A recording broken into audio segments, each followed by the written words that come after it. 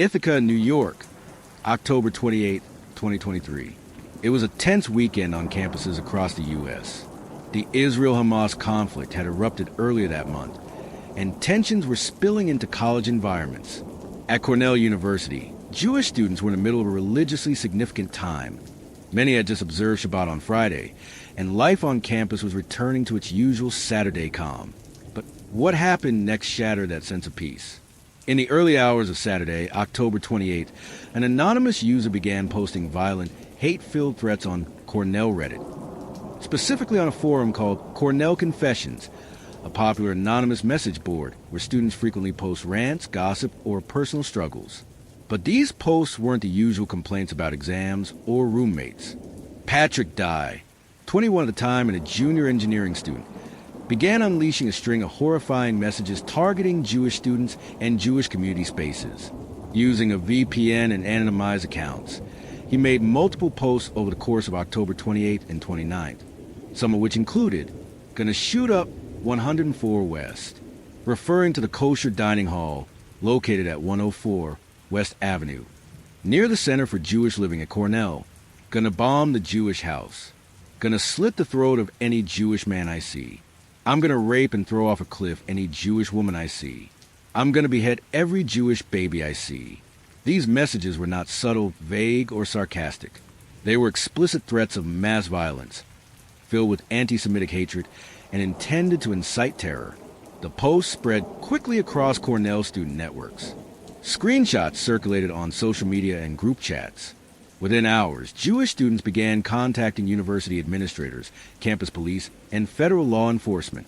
On Sunday, October 29th, the Cornell University Police Department, CUPD, received numerous calls about the threats.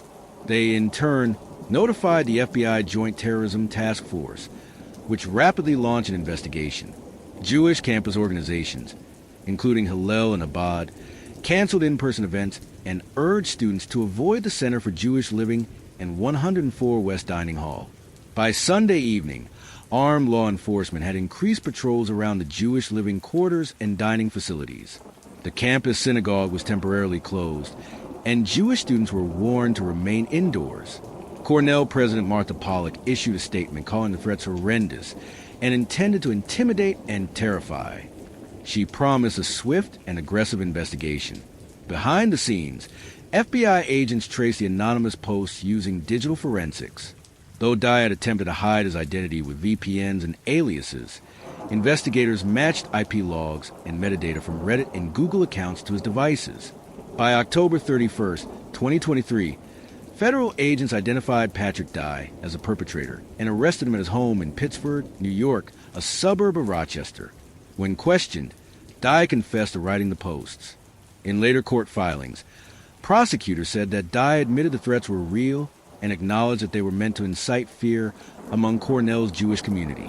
Dai was a junior in Cornell's engineering program, studying computer science. By all outward appearances, he was a high-achieving student, but he had also faced personal and mental health challenges. His attorneys later described him as someone who was struggling with mental illness and claimed that he was autistic and not anti-Semitic, arguing that his posts were a twisted attempt to impersonate a pro-Hamas extremist as a way to draw attention to Hamas's real-world atrocities. The federal government rejected that reasoning, calling the posts hate crimes driven by anti-Semitism that caused genuine terror. Dai was charged with one count of making interstate threats, a federal felony under 18 U.S.C. Section 875C. The FBI classified the threats as bias-motivated hate crimes due to their specific targeting of Jewish individuals and institutions. For many Jewish students at Cornell, the weekend of October 28th to 29th was a traumatic turning point. Several testified in court that they began carrying pepper spray, changed their routes across campus, and stopped attending Shabbat services or classes. The Center for Jewish Living required armed police presence for weeks after the incident. National Jewish organizations condemned the threats and called for heightened protections on college campuses. In the month that followed, the story gained national attention, especially as anti-Semitic incidents surged nationwide during the escalating Israel-Gaza war. It was Halloween morning, but the mood at Cornell University and across the broader Jewish community was far from festive. Fear still lingered on campus after a weekend of violent anti-Semitic online threats that targeted Jewish students and institutions. The FBI and Cornell University Police Department, CUPD, have been working nonstop to identify the individual behind the chilling messages posted to an anonymous forum called Cornell Confessions. The threats had included plans to shoot up 104 West, the campus's kosher dining hall, threats to bomb the Jewish Living Center, graphic threats of rape, murder, and beheading of Jewish individuals, including babies. Though the messages were anonymous, the threat was real, and authorities were treating it with the utmost urgency. After the threats surfaced between October 28th and 29th, the FBI's Joint Terrorism Task Force and cyber forensic experts began tracing the origin of the posts. They worked through several digital layers to identify the suspect. Platform cooperation. Reddit and other forum platforms complied with emergency federal subpoenas to hand over IP logs and metadata related to the anonymous accounts used for threats. VPN tracing. While the suspect used a VPN, federal agents used time-stamped access patterns and device IDs from multiple logins, along with Google and Gmail account data, to triangulate a real identity. Cornell login records. Investigators also reviewed university systems and noted that Patrick Dai, a junior computer science student, had accessed campus networks at times and places that aligned with the threat's posting schedule. In the early hours of Tuesday, October 31st, 2023, FBI agents and local police arrived at Patrick Dai's family home in Pittsford, a quiet suburb outside Rochester, New York. Dai was home with his parents when federal agents knocked on the door. He was taken into custody without incident. Authorities seized his electronic devices, including his laptop and phone. He was read his Miranda rights and agreed to speak with investigators. During the interview, Dai admitted to writing the threatening posts. He told the FBI that he did it to impersonate a pro-Hamas extremist, allegedly hoping to make a political point about the violence committed by Hamas in Israel earlier that month. But the FBI and later federal prosecutors didn't buy that defense. Dai was transported to a federal holding facility in Syracuse, New York, where he was booked and held pending arraignment. Later that day, U.S. Attorney Carla Friedman of the Northern District of New York filed a criminal complaint in federal court charging Dai with one count of making interstate threats to kill or injure another person in violation of 18 U.S.C. Section 875C, a felony that carries a maximum penalty of 5 years in prison. The complaint emphasized that Dai's threats were not only specific and credible, but also clearly targeted Jewish students based on their religion and ethnicity, constituting a bias-motivated hate crime. On the afternoon of October 31st, Patrick Dai appeared via video conference before a federal magistrate judge for the U.S. District Court for the Northern District of New York. Federal prosecutors requested detention without bail, citing the gravity of the threats, the danger to the community, and the risk of flight. Dai's public defender argued for supervised release, citing his lack of prior criminal history and mental health concerns. The judge ultimately ordered Dai held in custody pending a formal detention hearing. That same day, Cornell University issued a follow-up statement. We are grateful for the swift action of federal and local law enforcement. The safety of our students remains our highest priority. We continue to provide support to members of our Jewish community. In coordination with law enforcement, Cornell increased security around Jewish life centers, synagogues, and residence halls. Counseling services were made available to affected students. By the end of October 31st, the story had gone national. Major news outlets like Reuters, CNN, the New York Times, and NBC News covered the arrest. Jewish organizations such as the Anti-Defamation League, ADL, and American Jewish Committee, AJC, praised the arrest and called for continued federal vigilance in prosecuting anti-Semitic hate crimes, especially on college campuses. Following his arrest, Dai remained in federal custody. Months later, he would plead guilty and be sentenced to 21 months in federal prison in August 2024.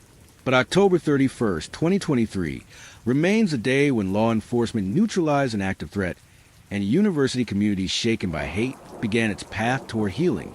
Nearly 6 months after his Halloween Day arrest, Patrick Dai appeared in a federal courtroom to formally take responsibility for one of the most high-profile hate crime cases to hit an American university campus in 2023.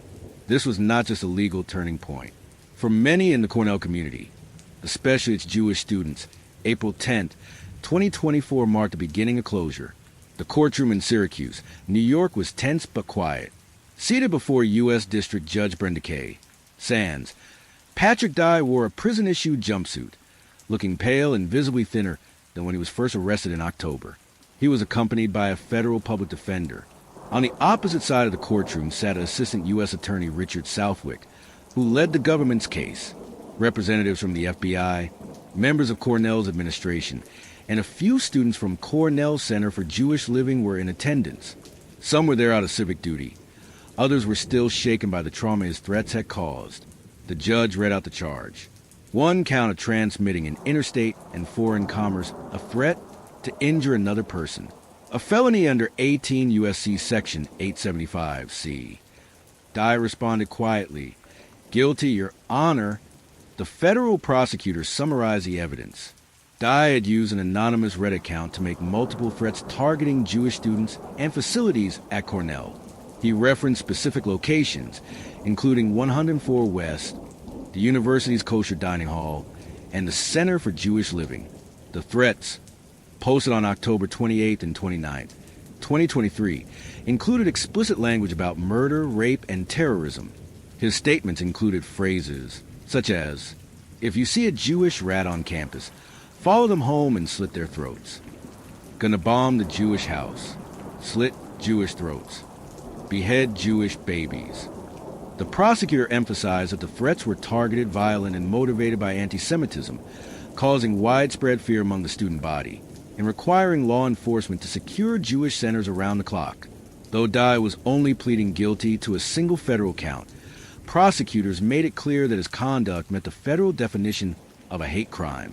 Following the hearing, the U.S. Department of Justice, DOJ, released a public statement. This defendant's threats terrified Jewish students and staff at Cornell University. No one should have to live in fear because of their religious identity. The Justice Department will aggressively prosecute hate-motivated threats and violence.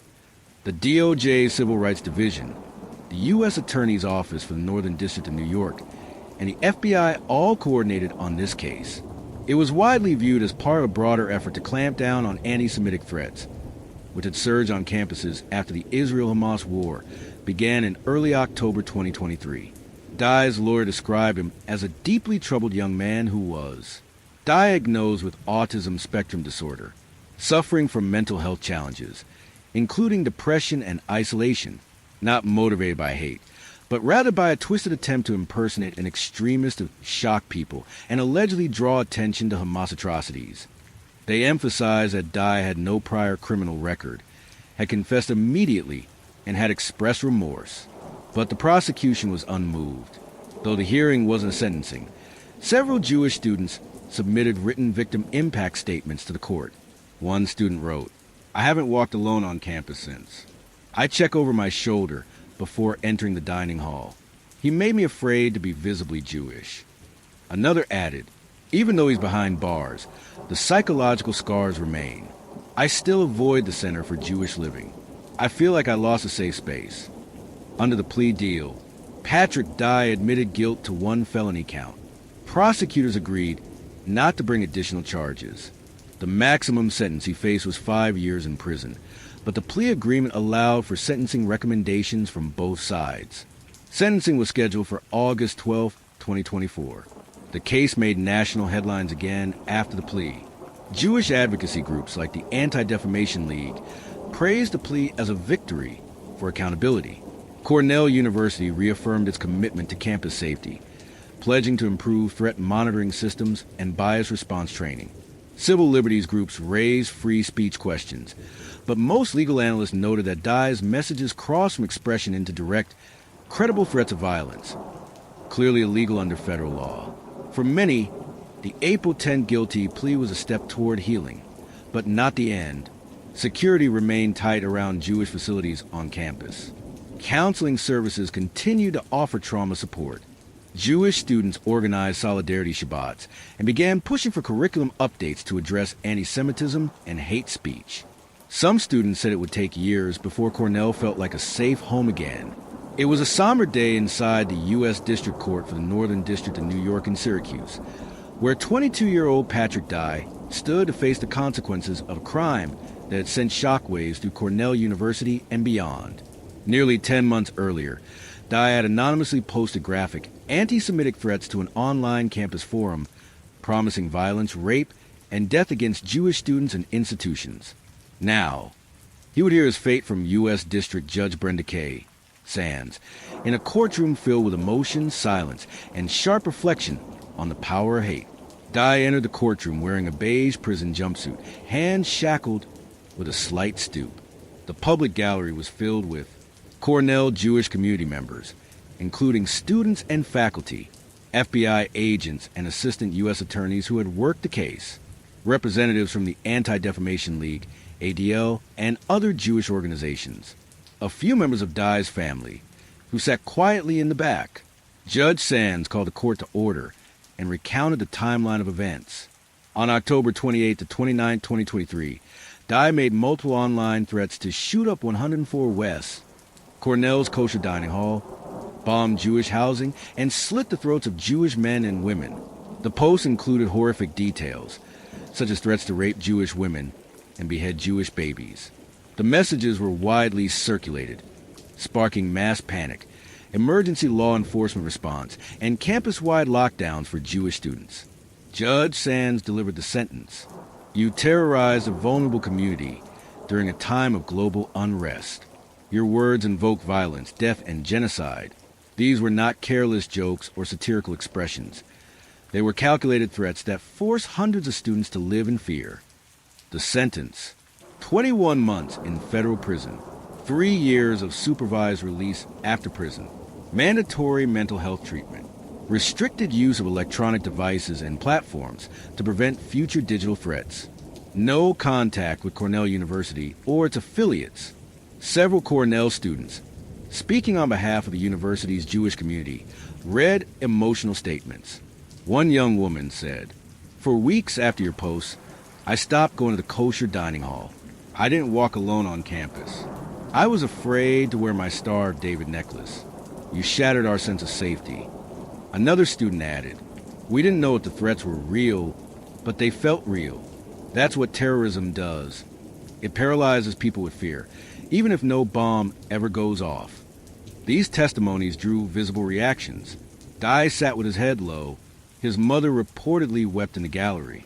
Dai's attorney asked the court for leniency, highlighting his autism spectrum diagnosis, mental health issues including depression and suicidal ideation, no previous criminal history, his claim that he was impersonating a Hamas extremist to shock people and supposedly draw attention to real-world atrocities. He expressed remorse. "I was wrong, deeply wrong. I never intended to hurt anyone physically, but I now realize my words did cause real fear. I am sorry." But prosecutors rejected this defense, arguing that his intent was clear: to terrorize Jewish students. The threats were too graphic and specific to be explained away as satire or political protest. His autism diagnosis, while relevant, did not excuse hate speech or threats of mass violence.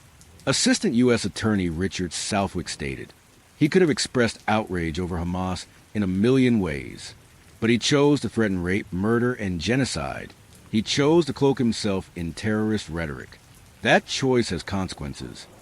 After the sentencing, the U.S. Department of Justice released a statement. Hate-based threats, especially those targeting religious or ethnic communities, will not be tolerated. This case reaffirms the Justice Department's commitment to protecting all Americans from hate-motivated violence and harassment. The FBI's Albany field office added, the defendant used the anonymity of the internet to terrorize students based on their Jewish identity. We will continue to hold accountable those who use digital platforms to incite hate and violence. Cornell President Martha Pollack issued a public statement hours after sentencing. Today's outcome brings a measure of accountability. We remain committed to supporting our Jewish students, confronting hate in all its forms, and fostering a campus where all feel safe and respected. The university also announced increased funding for campus safety, expanded mental health services, a new task force to combat anti-Semitism and hate speech. The story led evening headlines on CNN, NBC, and NPR. Civil rights groups and Jewish organizations praised the sentence as appropriate and necessary. Some legal commentators question whether a longer sentence might have sent a stronger message amid rising hate crimes on college campuses.